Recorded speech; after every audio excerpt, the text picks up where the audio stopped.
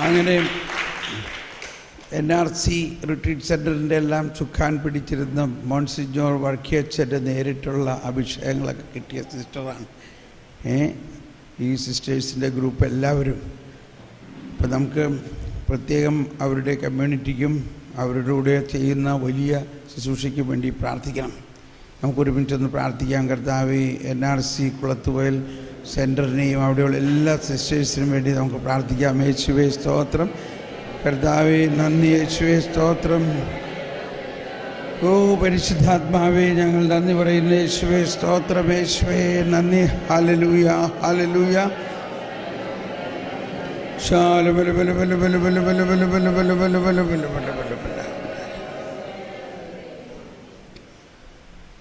നമുക്കൊരു നിമിഷം കണ്ണടച്ച് ഇങ്ങനെ പ്രാർത്ഥിക്കാം. എന്നിൽ വസിക്കുന്ന പരിശുദ്ധ ത്രിത്വമേ,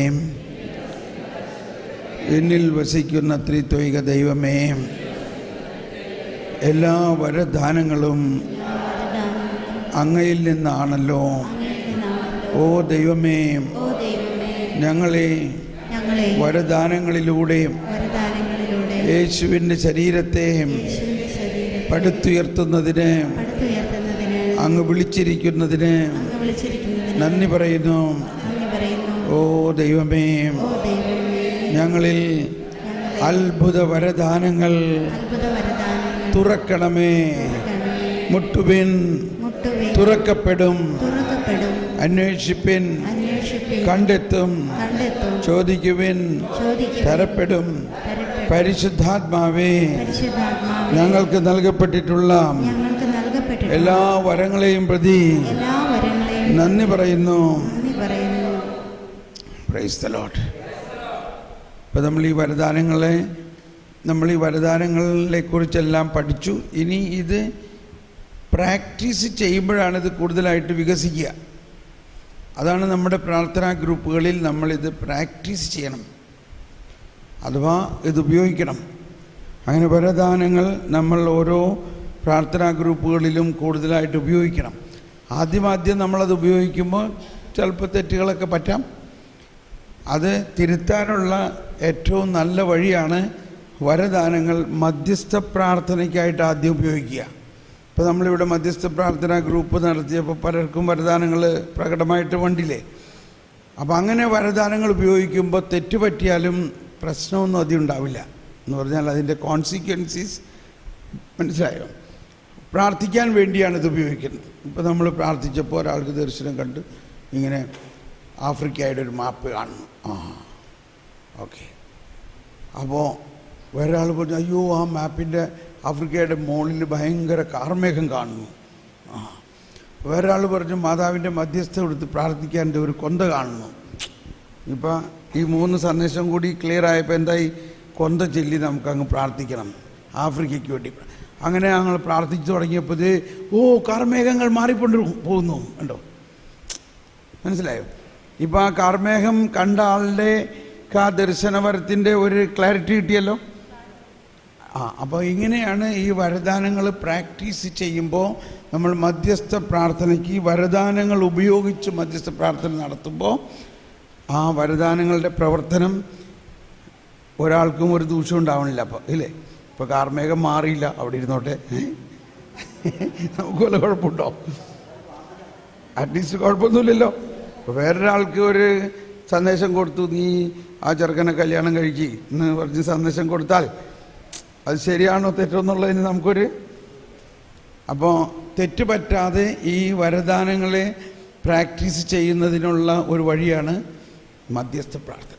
മധ്യസ്ഥ പ്രാർത്ഥനയിലൂടെ വരദാനങ്ങൾ നമ്മൾ ഗ്രൂപ്പായിട്ടിരുന്ന് ഇങ്ങനെ പ്രാർത്ഥിക്കുമ്പോൾ ഇങ്ങനെ പല ഓരോരുത്തർക്കും കിട്ടുന്ന സന്ദേശങ്ങളിലൂടെ വരദാനങ്ങൾ ഇങ്ങനെ തെളിഞ്ഞു വരാൻ സാധിക്കും. പിന്നെ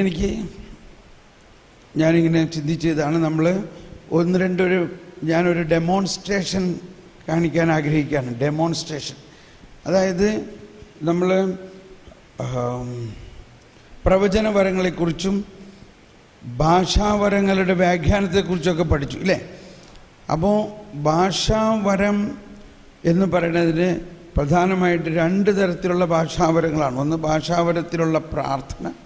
ഇപ്പോൾ കൊറിന്ത്യസിലെ 14-ാം അധ്യായത്തിൽ 1 കൊരിന്ത്യസ് 14-ാം അധ്യായം ഒന്ന് തുറന്നേ. 1 കൊരിന്ത്യസ് 14-ാം അധ്യായത്തിൽ നമുക്ക് കാണാം. ഇത് കട്ടാക്കിയായിരുന്നോ? ട്രാക്ക് മാറ്റിയായിരുന്നോ? ഓക്കെ. 1 കൊരിന്ത്യസ് 14-ാം അധ്യായത്തിൽ 14-ാമത്തെ വചനം. ഞാൻ ഭാഷാവരത്തോടെ പ്രാർത്ഥിക്കുമ്പോൾ എൻ്റെ ആത്മാവ് പ്രാർത്ഥിക്കുന്നു. എന്നാൽ എൻ്റെ മനസ്സ് ഫലരഹിതമായിരിക്കുന്നു. മനസ്സിലായോ? ഇതാണ് നമ്മളിവിടെ സാധാരണ പ്രാർത്ഥിക്കുന്ന ഭാഷാവരം. അത് ഭാഷാവരത്തിലുള്ള പ്രാർത്ഥനയാണ്. ഷാല ഹാല ബല ഹാല. കണ്ടോ? ഇത് ഭാഷാവരത്തിലുള്ള പ്രാർത്ഥന. ഷാല ഹാല ബല. ഇങ്ങനെ ഞാൻ പ്രാർത്ഥിക്കുമ്പോൾ എൻ്റെ മനസ്സ് വേറെ പല പ്രവൃത്തിയും ചെയ്തുകൊണ്ടിരിക്കാം. മനസ്സ് ഈ പ്രാർത്ഥനയിൽ ഇടപെടുന്നില്ല. പക്ഷേ മനസ്സുകൊണ്ടും ആത്മാവ് കൊണ്ടും പ്രാർത്ഥിക്കാം. അപ്പോൾ നമ്മുടെ ആത്മാവ്, പരിശുദ്ധാത്മാവ് നമ്മുടെ ആത്മാവിനെ കൊണ്ട് പ്രാർത്ഥിക്കുന്നതാണ് ഭാഷാവരത്തിൽ പ്രാർത്ഥന. നമ്മുടെ ആത്മാവ് പ്രാർത്ഥിക്കുന്നു. മനസ്സ് പ്രാർത്ഥിക്കുന്നത് എന്താ? കർത്താവേ, ഇന്ന ആൾക്ക് രോഗം മാറണേ, അല്ലെങ്കിൽ ഇന്ന ദേശത്തേക്ക് അങ്ങ് അനുഗ്രഹിക്കണേ, ഇന്ന കാര്യം നടക്കണേ, കർത്താവേ ഞങ്ങളുടെ പ്രാർത്ഥന കേൾക്കണമേ. കണ്ടോ? ഇപ്പോൾ എന്താ പ്രാർത്ഥിച്ചത്? മനസ്സുകൊണ്ട് പ്രാർത്ഥിച്ചു, ഇല്ലേ? മനസ്സുകൊണ്ട് പ്രാർത്ഥിച്ചു. ഇപ്പോൾ ഇവിടെ ഇരിക്കുന്ന ആളുകൾക്ക് എല്ലാവർക്കും വേണ്ടി പ്രാർത്ഥിക്കണമെന്നാണ് എൻ്റെ ആഗ്രഹം. പക്ഷെ എല്ലാവരുടെയും പ്രശ്നം എന്താണെന്ന് നിങ്ങൾ പറഞ്ഞാലും എനിക്ക് മനസ്സുകൊണ്ട് പ്രാർത്ഥിക്കാൻ പറ്റില്ല, ഇല്ലേ? അപ്പോൾ എന്ത് ചെയ്യണം? അതാണ് പൗലോസ് നിങ്ങൾക്ക് എങ്ങനെ പ്രാർത്ഥിക്കണമെന്ന് അറിയാത്ത സാഹചര്യത്തിൽ ആത്മാവ് തന്നെ. അപ്പോൾ എനിക്കറിയില്ല നിങ്ങളുടെ ആവശ്യം എന്താണെന്ന്, പക്ഷെ നിങ്ങളിൽ വസിക്കുന്ന പരിശുദ്ധാത്മാവിനെ കൃത്യമായിട്ട് അറിയാം, ഇല്ലേ? എന്നിൽ വസിക്കുന്ന പരിശുദ്ധാത്മാവും നിങ്ങളിൽ വസിക്കുന്ന പരിശുദ്ധാത്മാവും ഒന്നാണ്. അപ്പോൾ നിങ്ങളെല്ലാവരിലും വസിക്കുന്ന പരിശുദ്ധാത്മാവ് ഈ എല്ലാ ഡാറ്റകളെ, ഓരോരുത്തരുടെയും നിയോഗങ്ങളെ ഒന്നിച്ച് മനസ്സിലാക്കിയിട്ട് എൻ്റെ ആത്മാവിനെ കൊണ്ട് പ്രാർത്ഥിപ്പിക്കുകയാണ്. ഇപ്പം നമുക്കൊന്ന് പ്രാർത്ഥിക്കാൻ പോകാം. അപ്പോൾ നിങ്ങളുടെ എല്ലാവരുടെയും ഒന്ന് ചിന്തിക്കുക. നിങ്ങൾക്ക് എന്തെല്ലാം ആവശ്യങ്ങളുണ്ടോ ഹൃദയത്തിൽ കൈവച്ചുകൊണ്ട് അത് പരിശുദ്ധാത്മാവിനറിയോ? അറിയും. ഇപ്പോൾ ഞാൻ പ്രാർത്ഥിക്കാൻ പോവുകയാണ് നിങ്ങൾക്ക് എല്ലാവർക്കും വേണ്ടി. നിങ്ങളുടെ എല്ലാ ആവശ്യങ്ങൾക്കും വേണ്ടി പ്രാർത്ഥിക്കാൻ പോവുകയാണ്. എങ്ങനെ പ്രാർത്ഥിക്കും? ഇപ്പോൾ മനസ്സുകൊണ്ടും ആത്മാവ് കൊണ്ടും പ്രാർത്ഥിക്കാം. അപ്പോൾ ഇങ്ങനെയാണ്: ഓ ദൈവമേ, ഇവിടെ കൂടിയിരിക്കുന്ന എൻ്റെ ഈ സഹോദരി സഹോദരങ്ങളുടെ എല്ലാ നിയോഗങ്ങളും അങ്ങേക്ക് അറിയാമല്ലോ.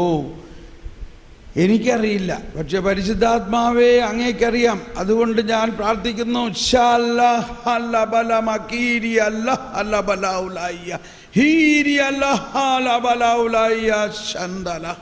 ഇനി നിങ്ങൾ തുറന്ന് എൻ്റെ കൂടെ പ്രാർത്ഥിച്ചോളൂ.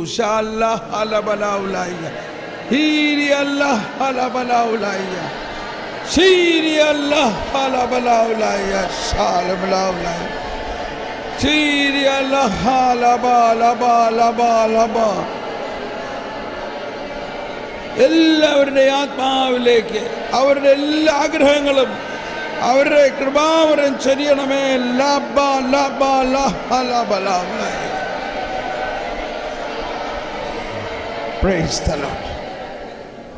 ഇപ്പൊ എല്ലാവർക്കും എന്തൊക്കെ കിട്ടിയിട്ടുണ്ട്, മനസ്സിലായിട്ടുണ്ടോ?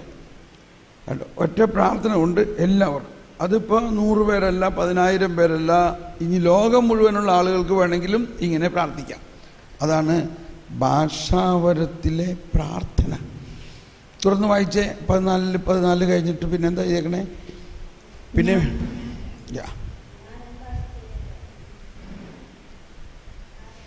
ഞാൻ എന്താണ് ചെയ്യേണ്ടത്?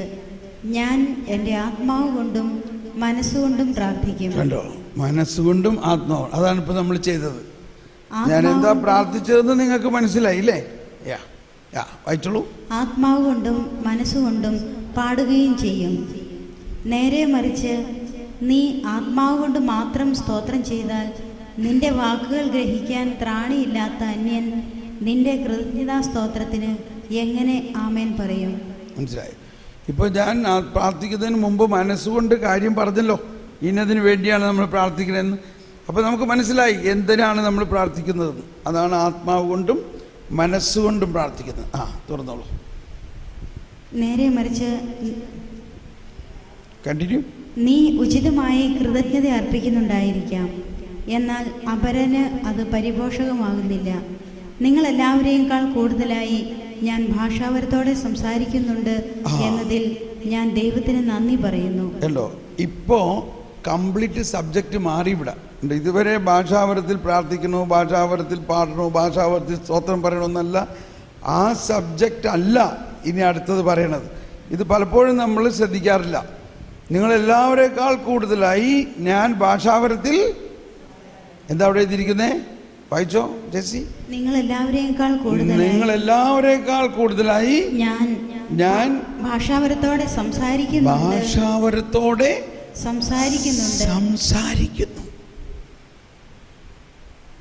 ഈ ഭാഷാവരത്തോടെ സംസാരിക്കുന്നു എന്ന് പറയുന്നതും ഭാഷാവരത്തിൽ പ്രാർത്ഥിക്കുന്നു എന്ന് പറയുന്നതും രണ്ടും വളരെ വ്യത്യസ്തമായ രണ്ട് വരങ്ങളാണ്. ഈ ഭാഷാവരത്തിൽ സംസാരിക്കുന്നതാണ് വ്യാഖ്യാനിക്കാൻ ആളുകളില്ലെങ്കിൽ സംസാരിക്കരുത് എന്ന് പറയണത്. തുറന്നു വായിച്ചോ. എങ്കിലും സഭയിൽ 10,000 വാക്കുകൾ ഭാഷാവരത്തിൽ സംസാരിക്കുന്നതിനേക്കാൾ ഞാൻ ഇഷ്ടപ്പെടുന്നത് മറ്റുള്ളവരെ പ്രബോധിപ്പിക്കുന്നതിന് 5 വാക്കുകൾ ബോധപൂർവം സംസാരിക്കുന്നതാണ്. തുടർന്ന്, സഹോദരരെ, ചിന്തയിൽ നിങ്ങൾ ശിശുക്കളായിരിക്കരുത്. തിന്മയെ സംബന്ധിച്ചിടത്തോളം നിങ്ങൾ പൈതങ്ങളെപ്പോലെയും ചിന്തയിൽ പക്വമതികളെപ്പോലെയും ആയിരിക്കുവിൻ. നിയമത്തിൽ ഇപ്രകാരം എഴുതപ്പെട്ടിരിക്കുന്നു: അന്യഭാഷകൾ സംസാരിക്കുന്ന ആളുകൾ മുഖേനയും അന്യദേശക്കാരുടെ അധരങ്ങൾ മുഖേനയും ഞാൻ ഈ ജനത്തോട് സംസാരിക്കും, എന്നാലും അവർ എന്നെ കേൾക്കാൻ കൂട്ടാക്കുകയില്ല എന്ന് കർത്താവ് പറയുന്നു. ഭാഷാവരം വിശ്വാസികൾക്കുള്ളതല്ല, അവിശ്വാസികൾക്കുള്ള അടയാളമാണ്. പ്രവചനമാകട്ടെ അവിശ്വാസികൾക്കല്ല, വിശ്വാസികൾക്കു വേണ്ടിയുള്ളതും.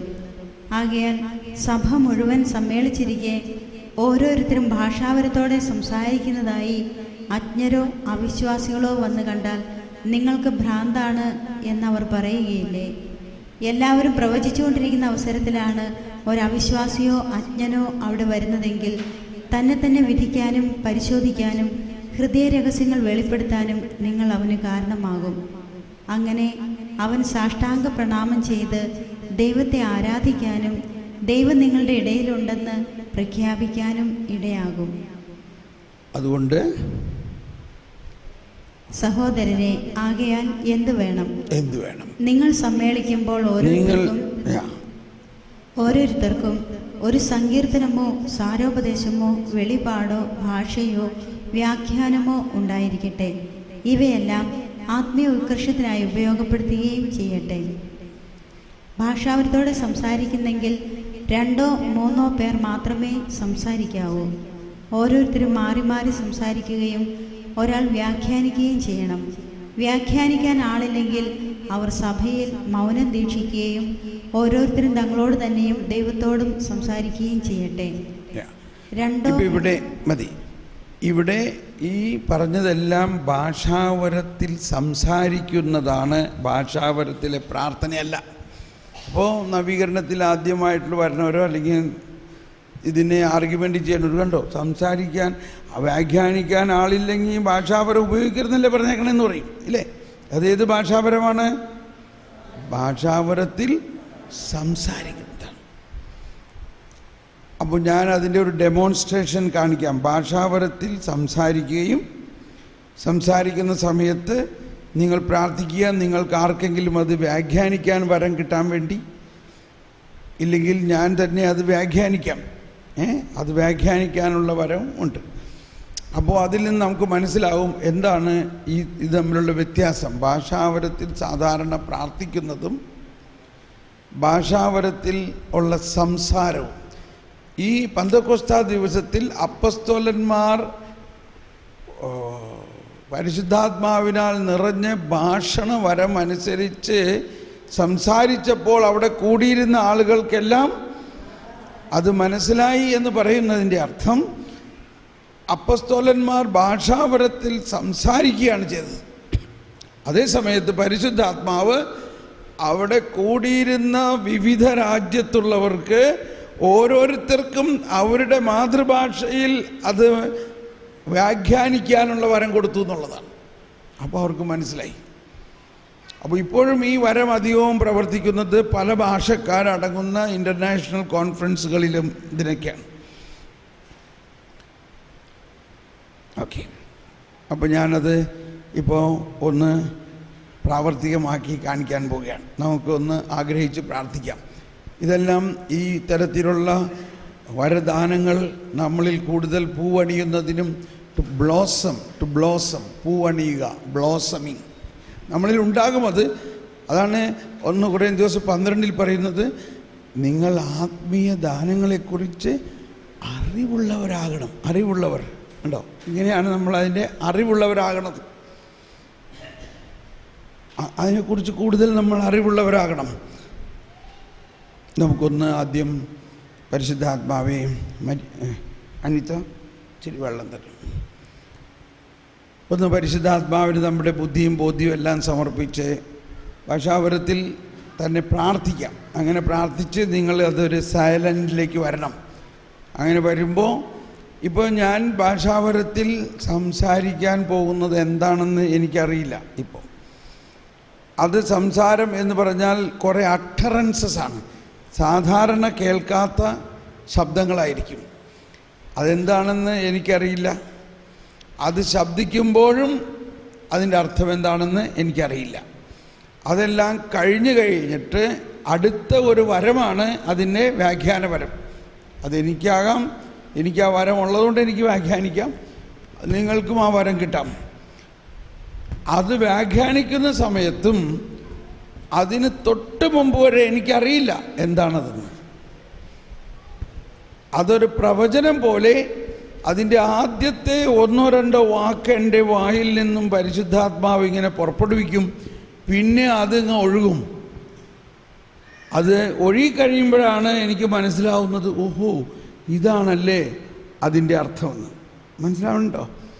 അത്രയ്ക്ക് വളരെ പ്രധാനപ്പെട്ട ഒരു വരമാണത്. നമ്മളുടെ യാതൊരു മാനസികമായ ഒരാശയവുമല്ല അവിടെ പറയുന്നത്. പരിശുദ്ധാത്മാവാണ് അവിടെ ആ ആശയങ്ങളും എല്ലാം കൊണ്ടുവരുന്നത്. അത് നമ്മൾ സമൂഹത്തിന് മുഴുവനും പ്രചോദനം നൽകുന്നതായിരിക്കും. അത് വാസ്തവത്തിൽ വ്യാഖ്യാനിച്ച് കഴിയുമ്പോൾ മനസ്സിലാവും അതൊരു പ്രവചനം പോലെ തന്നെയാണത്, പ്രവചനം പോലെ തന്നെയാണ്. ഓക്കെ, അപ്പോൾ നമ്മൾക്ക് തയ്യാറാകാം. യേശുവേ സ്തോത്രം. എല്ലാവരും സ്തുതിച്ച് ഈ അഭിഷേകം നമുക്ക് ലഭിക്കുന്നതിനായിട്ട് നമുക്ക് പ്രാർത്ഥിക്കാം.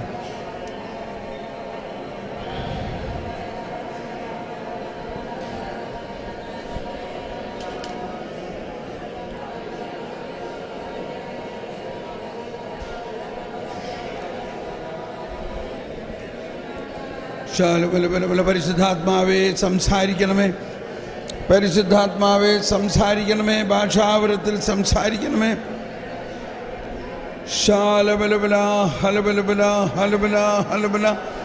ഓ പരിശുദ്ധാത്മാവേ ഭാഷാവരത്തിൽ സംസാരിക്കണമേ.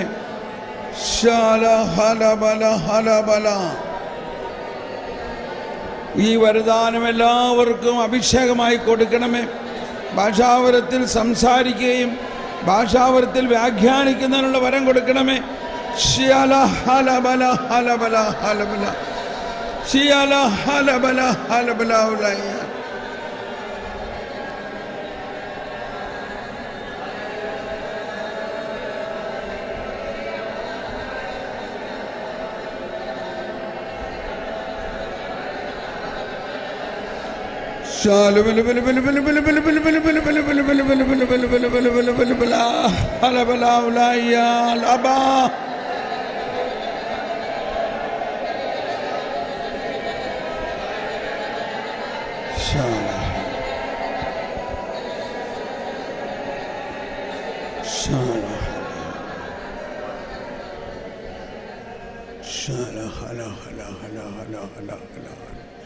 ശാന്തമാകൂ.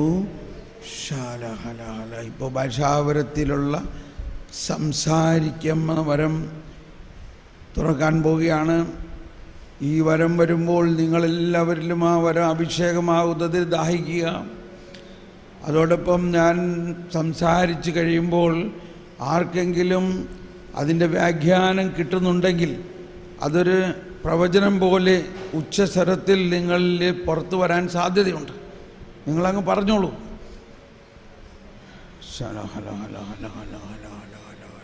ഓ പരിശുദ്ധാത്മാവേ,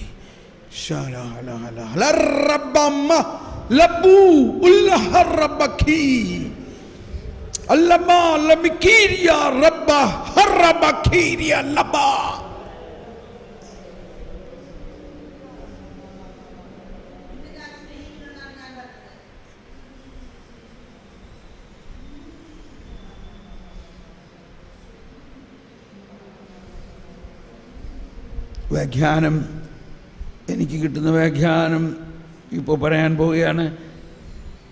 ഞാൻ നിന്റെ ദൈവമാകുന്നു, നിന്നെ മെനഞ്ഞെടുത്ത നിന്റെ ദൈവമാകുന്നു ഞാൻ നിന്നെ രൂപപ്പെടുത്തി എന്നെ പോലെ ഞാൻ ആക്കും.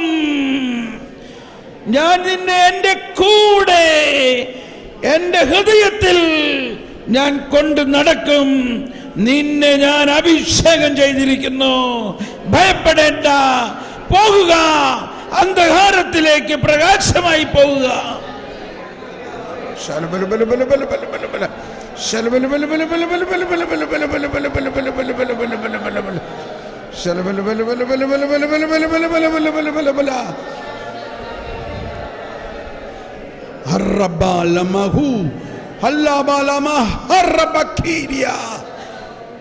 ഞാൻ നിന്നെ അഭിഷേകം ചെയ്തിരിക്കുന്നത് ലോകം മുഴുവനും പോയി എൻ്റെ രാജ്യം പ്രഘോഷിക്കുന്നതിനാണ്.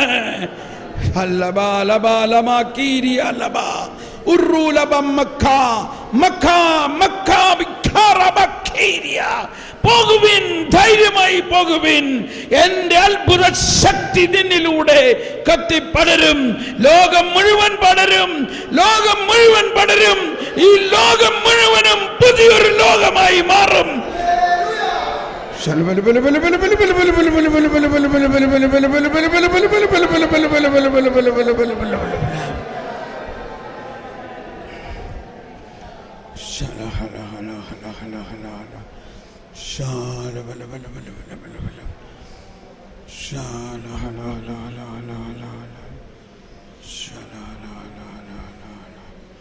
Thank you, Jesus. Thank you, Lord.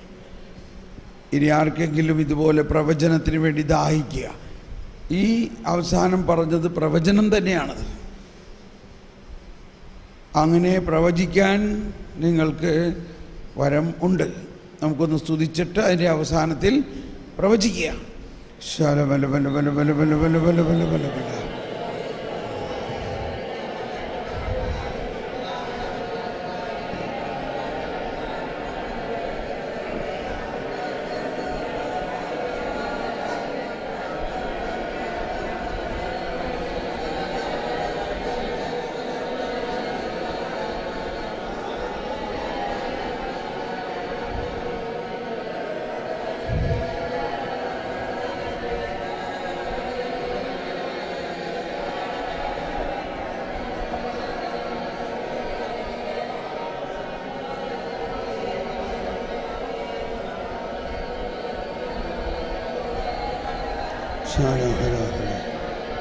കർത്താവേ, പ്രവചനവരം നൽകണമേ, പ്രവചനവരം നൽകണമേ.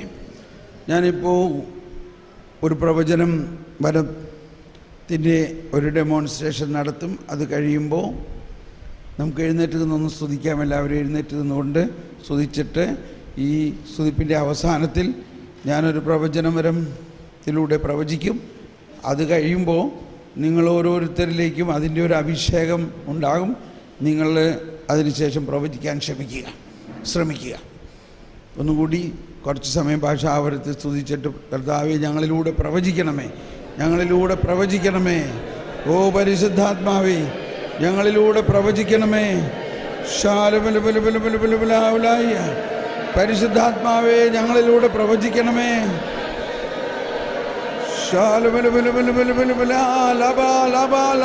പ്രവചനവരത്തിൻ്റെ അഭിഷേകമാകണമേ, പ്രവചനവരത്തിൻ്റെ അഭിഷേകമാകണമേ. പരിശുദ്ധാത്മാവേ, ഞങ്ങളിലുള്ള പ്രവചനവരത്തെ അഭിഷേകമാക്കണമേ.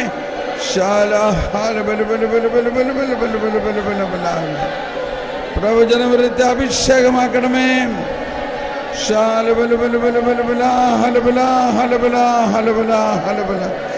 പ്രവചനവരെ അഭിഷേകമാക്കണമേ.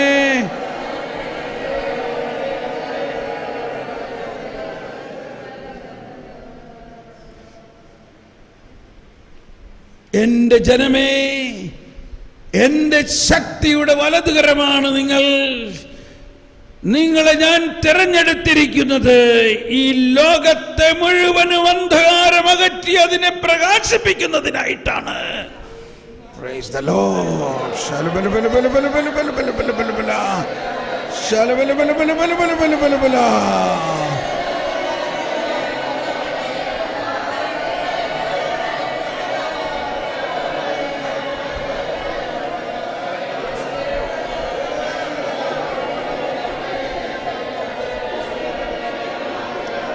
നിങ്ങളിൽ എന്റെ അത്ഭുത ശക്തി ഞാൻ നൽകിയിട്ടുണ്ട്.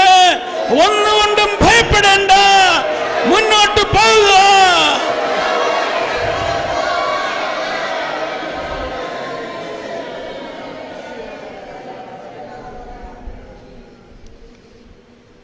ഇനി നിങ്ങൾ പ്രവചിക്കുക. കർത്താവേ, സംസാരിക്കണമേ. കർത്താവേ, ഞങ്ങളിലൂടെ പ്രവചിക്കണമേ.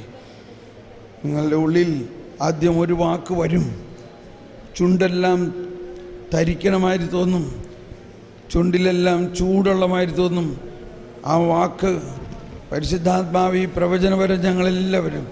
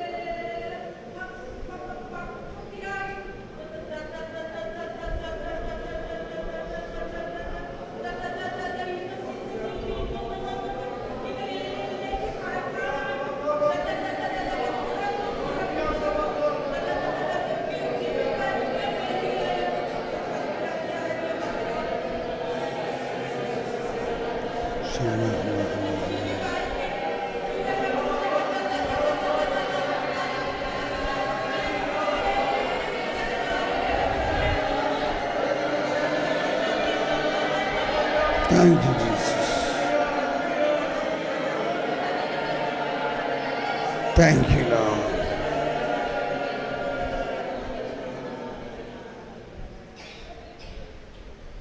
നമുക്ക് ശാന്തമായിരിക്കാം.